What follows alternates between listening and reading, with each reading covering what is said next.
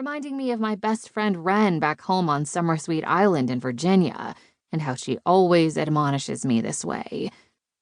And how she hasn't been answering her damn phone every time I've called to tell her about this huge, life-altering event that happened over a week ago.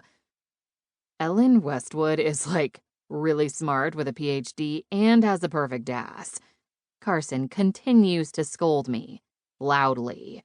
I know! I cry, feeling worse every time I think about that day.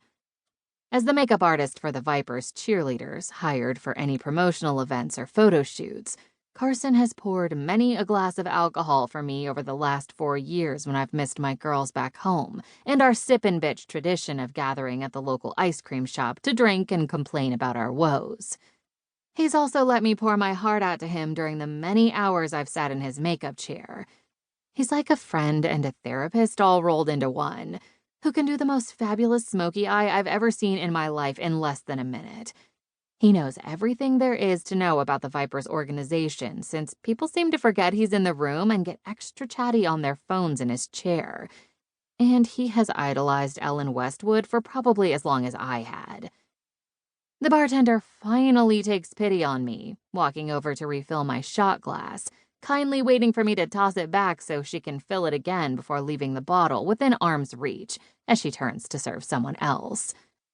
While I stand here surrounded by people I don't know, at the birthday party of a friend of Carson's, because he felt bad about me being alone on my last night in California, getting scolded like a peewee cheerleader who flipped off the opposing team. It only happened once, and it was only because my friend Tess told me one of their cheerleaders whispered that my toe touch was trash, and Tess dared me to do it. A Flanagan never turns down a dare. 62 years young with a perfect, shapely tight ass. Carson goes on, making me feel even worse for throwing out an immature cheap shot at my boss of the last 4 years, and someone I admired and wanted to be when I grew up when I was a little girl dreaming about the future. I don't even like lady asses, but my God, you have to give art the respect it deserves when you see it.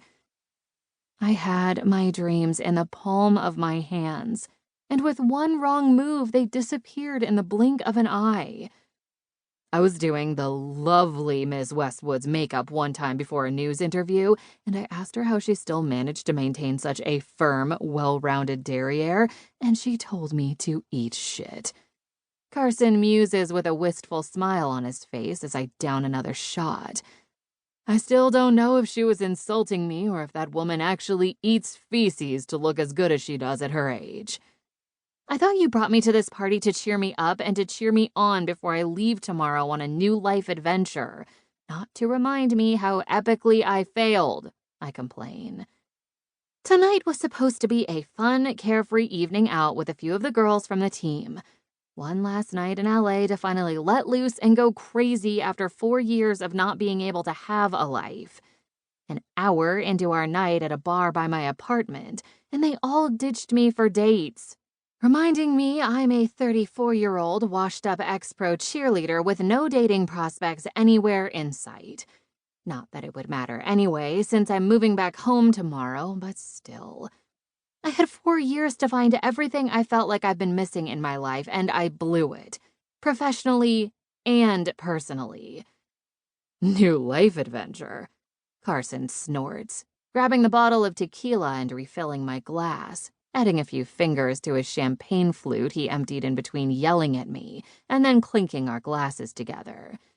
You're moving back home to a tiny shithole island in Virginia to run your parents' business that you hate, with nary a makeup artist in sight to make sure you don't go out in public looking like garbage, and a weird arranged marriage situation that I still don't fully understand.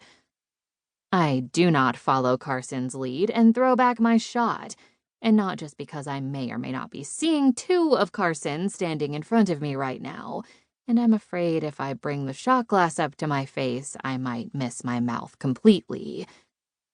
Is this my 4th shot or my 7th?